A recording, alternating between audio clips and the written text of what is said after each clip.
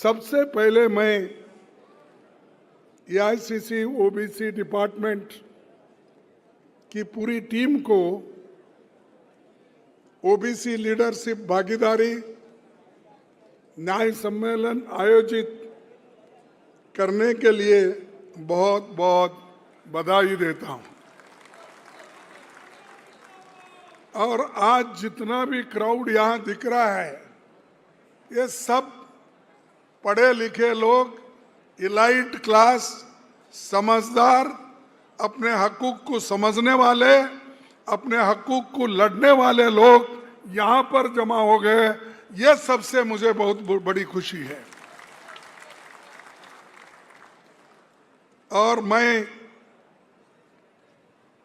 इस सम्मेलन में जातीय जनगणना का और जो 50% कैप है, जजमेंट में कैप है, लेकिन मोदी ने अपने को जो होना था उन्होंने अपने लोगों के लिए 10% ऐड किया।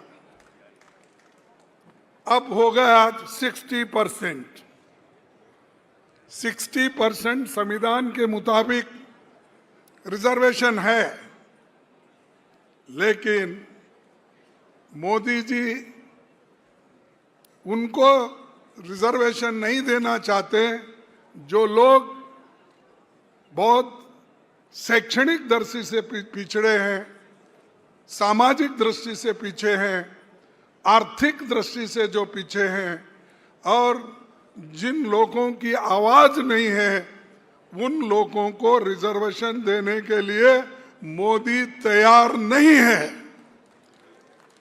तो उनको झुकाना है। उनको अगर आप यूनिटी के साथ ये बताना है कि हम भी कुछ कम नहीं है, हम सब लोग मिलके हमारी लड़ाई हम खुद करेंगे, और जो बैकवर्ड क्लास चाहता है वो हासिल करके रहेंगे। ये अपना एक जिद होनी चाहिए।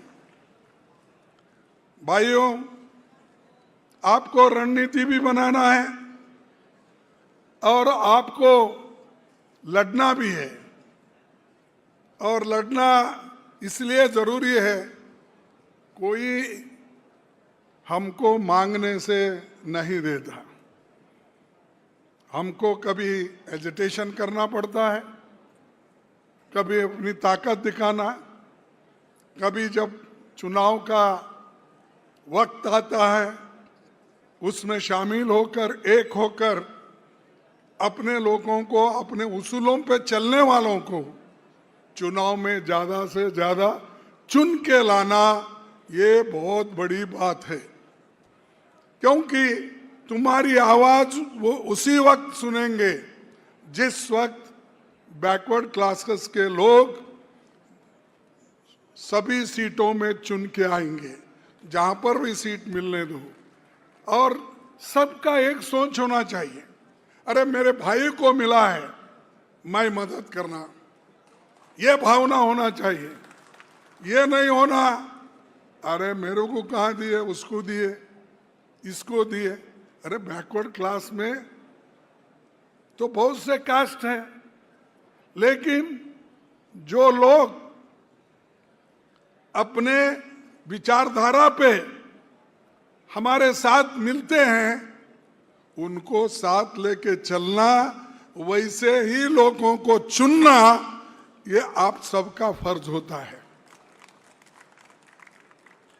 अब बैकवर्ड तो खुद ही मोदी साहब बोलते हैं। जब वो पहले अपर कास्ट में थे, लेकिन बाद में जब वो चीफ मिनिस्टर बने, अपना नाम उन्होंने, अपने कम्युनिटी का नाम उन्होंने बैकवर्ड लिस्ट में डलवा लिया। किसी को पता ही नहीं चला। हम लोगों को भी पता चला जब वो एमपी बने और प्राइम मिनिस्टर बने, और उन्होंने शुरू किया अपनी चालबाजी, हर जगह बैकवर्ड में गए तो मैं बैकवर्ड हूं बोलना। भाइयों और बहनों, मैं बैकवर्ड का आदमी हूं, ये कांग्रेस वाले मुझे सता रहे हैं। अरे हम कहां सता रहे भाई, तुम सबको सता रहे हैं। तुम सबको सता रहे, सबको मट्टी में मिला के तुम अकेले जिंदा रहना चाहते हैं, और ये नहीं चलेगा। चल गया, एक बार, दो बार, तीन बार चल गया, इसके आगे नहीं चलेगा, क्योंकि वो हमेशा झूठों के सरदार है। झूठ बोलना ही उनका काम है। लेकिन लोगों में चीड़ क्यों नहीं आ रही, मेरे को समझ में नहीं आया। 2 करोड़ नौकरी दे दो बोले, झूठ बोले। 15 लाख में काला धन बाहर से लाके पैसे दूंगा बोले, वो भी झूठ बोले। एमएसपी का बोले, वो भी झूठ बोले। मैं बैकवर्ड क्लास का इनकम बढ़ाऊंगा बोले, कहां बढ़ाए भाई, वो भी झूठ बोले। हर चीज मोदी जी झूठ बोलते रहते हैं। इसीलिए मैं हमेशा कहता हूं, मोदी जी ये झूठों के सरदार है। अपने जीवन में, खासकर पार्लियामेंट जैसे एक सदन में, वो झूठ बोलते हैं। इसका मतलब क्या है, लोग उसकी परीक्षा नहीं करते। आप लोगों को समझाना चाहिए, यह आदमी झूठा है, देश को गुमराह कर रहा है। और झूठ बोलने वाले प्राइम मिनिस्टर देश का और समाज का कभी भला ही नहीं कर सकते। भाइयों, सामाजिक न्याय 18वीं लोकसभा में चुनाव का सबसे अहम मुद्दा लेकर हमने आगे बढ़ा था, और हमारे को उसमें यश मिला। लेकिन थोड़े से 20-25 सीट अगर हमारी आते तो ये बीजेपी की और मोदी जी की तख्ता पलट हो जाती थी।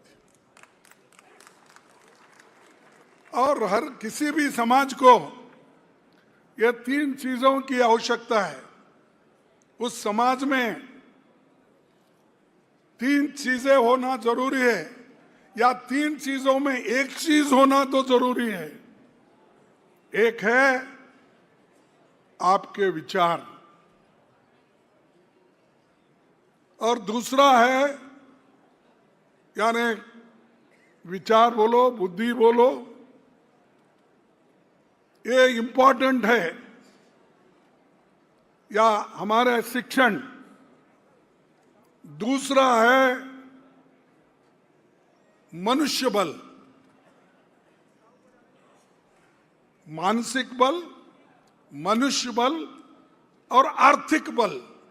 ये 3 बल में अगर एक भी बल तुम्हारे पास नहीं है, तुम आगे नहीं बढ़ सकते।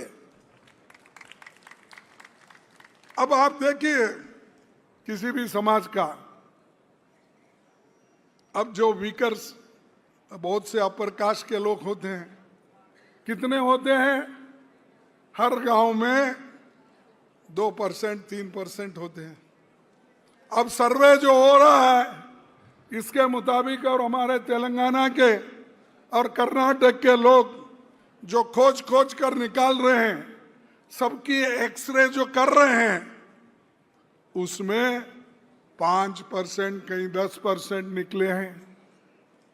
और वो 5% लोग ही देश के हुकूमत बनाते हैं, देश के हुकूमत को बिगाड़ते हैं। तो क्यों कि उनके पास एक ऐसा मुद्दा है जो शिक्षण है, मानसिक बल है उनके पास। उस मानसिक बल से वो लोग आगे बढ़ते हैं। गांव में अगर हमारे पास पहले पटवारी रहते थे, जिनको हम कुलकर्णी बोलते थे या अब विलेज अकाउंटेंट हो गए। मैं समझता हूँ उत्तर प्रदेश में भी यही कहते होंगे पटवारी। हाँ, सुनो सुनो भाई, गांव में कितने रहते हो?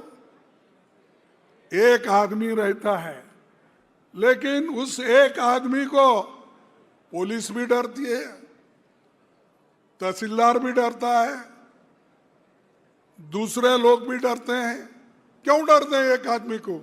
क्योंकि उसके पास उन्हें मानसिक बल को अपने काबू में रखा है।